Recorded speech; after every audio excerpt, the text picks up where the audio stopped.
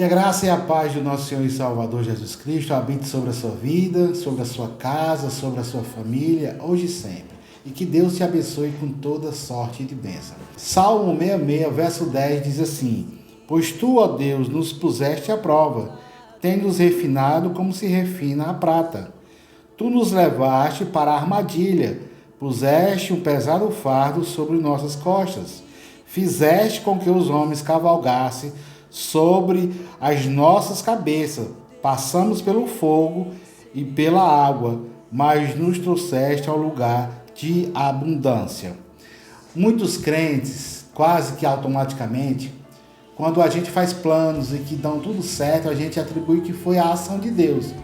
Mas quando a gente planeja algo que não acontece da maneira que a gente planejamos, a gente diz que atribui logo ao diabo, que tentou e frustrou os planos que a gente tinha traçado. E se falando de prova, aí é que a gente atribui logo ao diabo. Aconteceu alguma prova, a gente diz: o diabo está furioso, está se levantando, atribui logo essa prova, a provação, a uma ação maligna. E esse Salmo 66, ele nos mostra nesse verso 10, esse verso 11 e o verso 12, que isso não é a ação do diabo. Aquele que foi comprado pelo sangue de Jesus, Deus protege, o maligno não toca. A carta de João fala isso. Deus nos protege e nos guarda, nós somos propriedade do Senhor. Existe uma proteção divina e nós somos guardados e protegidos por um Deus soberano e poderoso. E quem faz todo o trabalho de correção, de purificação, de provação para nos preparar para viver o propósito é Deus, não é o diabo. É Deus fazendo para nos forjar um caráter forte, para nos abençoar, nos entregar a bênção. Veja aqui o verso 10, porque aqui diz: Pois tu, ó Deus, nos puseste à prova. Quem foi que colocou aquele povo na prova lá no deserto? Foi Deus, não foi o diabo. Era Deus que colocou o povo dele sobre a prova. Se você ver lá em Deuteronômio capítulo 8, tem um contexto desse salmo. Que Deus colocou aquele povo à prova, fez passar por humilhação, provação, ser humilhado, ser massacrado, para que eles percebessem, não é para Deus, porque Deus já sabe o que tem no nosso coração, é para que eles vissem o que tinham no coração deles, e eles fossem humildes, para quando ele entrasse na terra que Deus tinha preparado, eles não viessem ficar soberbos e dizer: foi a força do nosso braço, foi a nossa capacidade que nos trouxeram para cá. Era para que eles atribuíssem a Deus tudo aquilo que eles receberam, sem plantar e sem regar, para eles chegar lá e dizer: foi Deus que fez, louvado seja o nome do Senhor. Então a aprovação da nossa vida para nos preparar, para nos trazer para a humildade, para a gente descer muitas das vezes, para tirar do centro do nosso ego humano o achar que a gente é capaz de realizar alguma coisa sem a ação de Deus, para que a gente fique humilde, para quando as bênçãos chegar,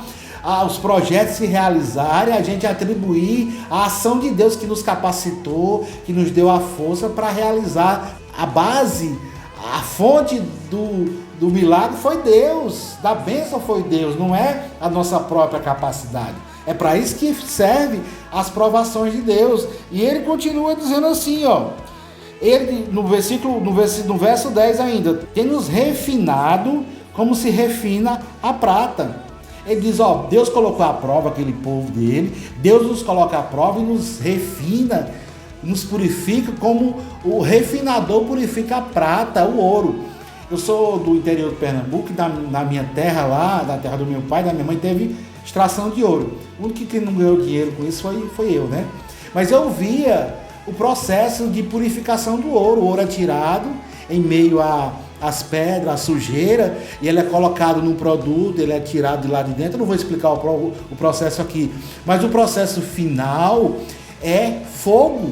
Ele é colocado num ambiente, um maçaricozinho com fogo vai queimando. Quanto mais fogo, mais puro, porque vai tirando as impurezas, vai deixando ele mais refinado, mais puro, para ele produzir, para ele valer no mercado o potencial máximo que o ouro produz. Sem aquela purificação, aquele fogo intenso, ele não vai ter o valor no mercado que ele poderia atingir.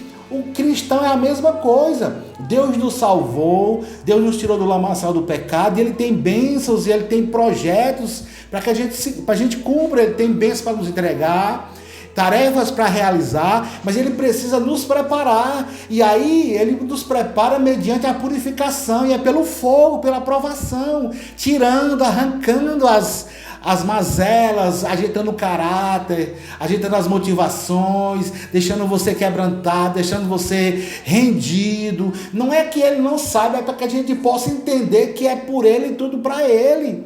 Então é fogo. E o refinador, como é que ele sabia que quando a prata estava purificada, estava pronta? É quando ele olhava e via o rosto refletindo na prata sem muita distorção, é porque a prata estava purificada. E quando é que e esse fogo não poderia ser demais, porque se fosse demais, a prata estraga. E se for de menos, não fica pronta, não fica no ponto. Então tem que ser na medida certa.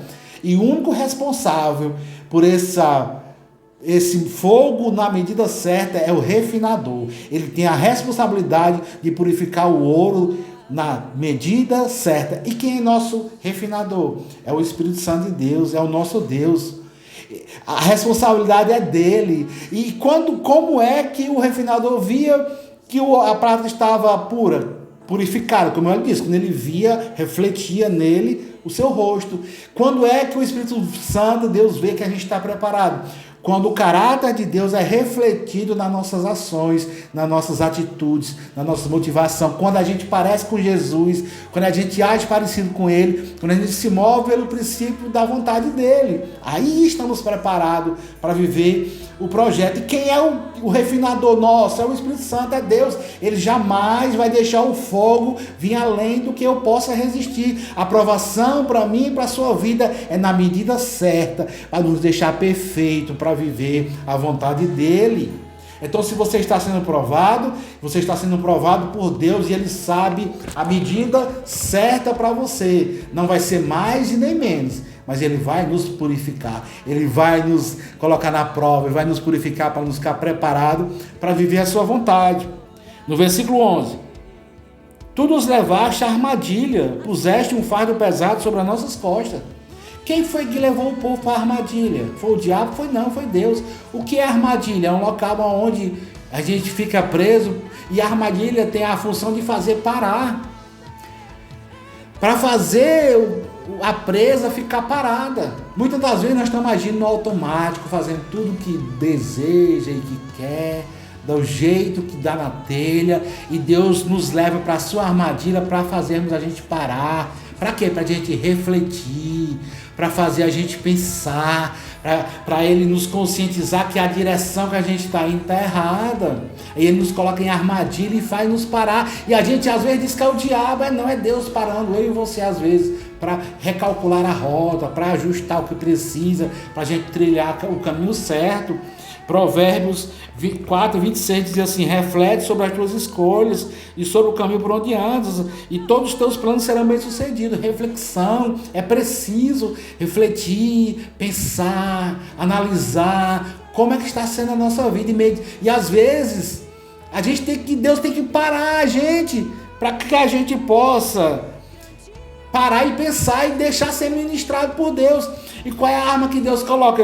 Puseste um fardo pesado sobre as nossas costas. O verso termina dizendo: geralmente, quando a gente para, é porque o fardo está pesado.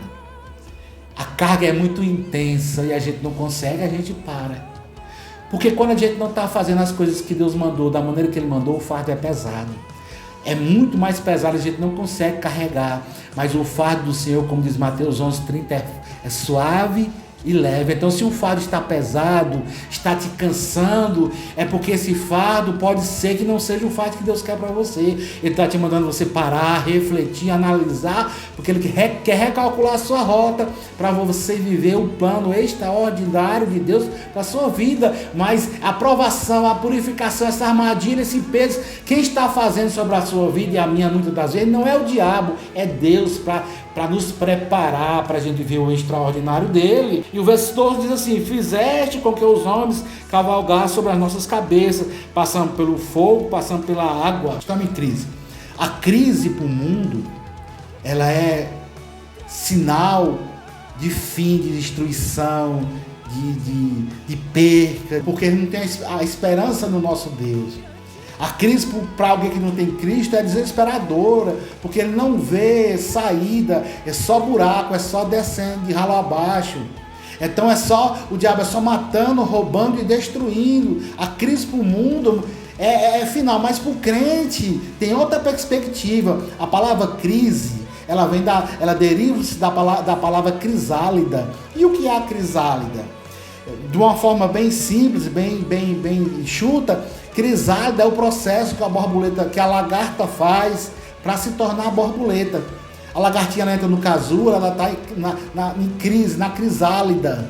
Ela entra no casulo, ela está presa, passando pela metamorfose, aquele tempo do casulo para se tornar borboleta, para voar.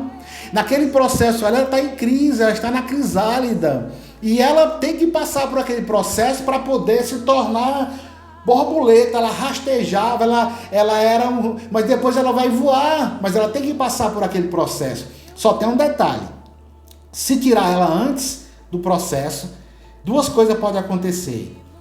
Ela pode não se desenvolver o tamanho que ela ia, não atingir o seu máximo de beleza e de tamanho, ou ela pode morrer. Se eu e você sairmos da crise de Deus, da crisálida antes da hora, nós não vamos viver com a intensidade do que Ele quer para nós. A gente pode viver aquém do que Ele quer para nossas vidas. E pior, podemos morrer se a gente fugir desse processo de Deus, nos perdermos e acabar morrendo antes de vivermos o projeto de Deus.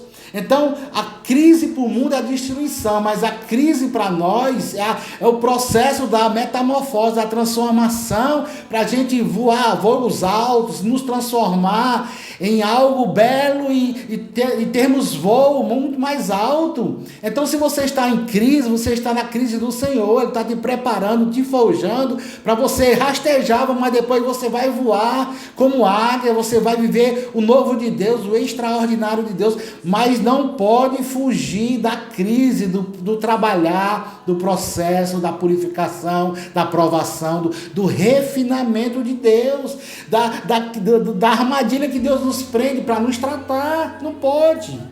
Temos que passar por esse processo, não tem plano B. E ele termina dizendo assim, passamos pelo fogo e pela água. Aí o verso 12 termina dizendo, mas nos levaste a um lugar de abundância. Ei, quando a crise passar, quando o processo terminar, Deus tem um lugar de abundância. Deus tinha Canaã para aquele povo, terra que mana leite e mel. E para nós Ele tem um projeto maravilhoso para a sua vida, para a minha vida. O que Deus tem projetado para mim e para você está nos aguardando. Mas nós precisamos passar por esse processo.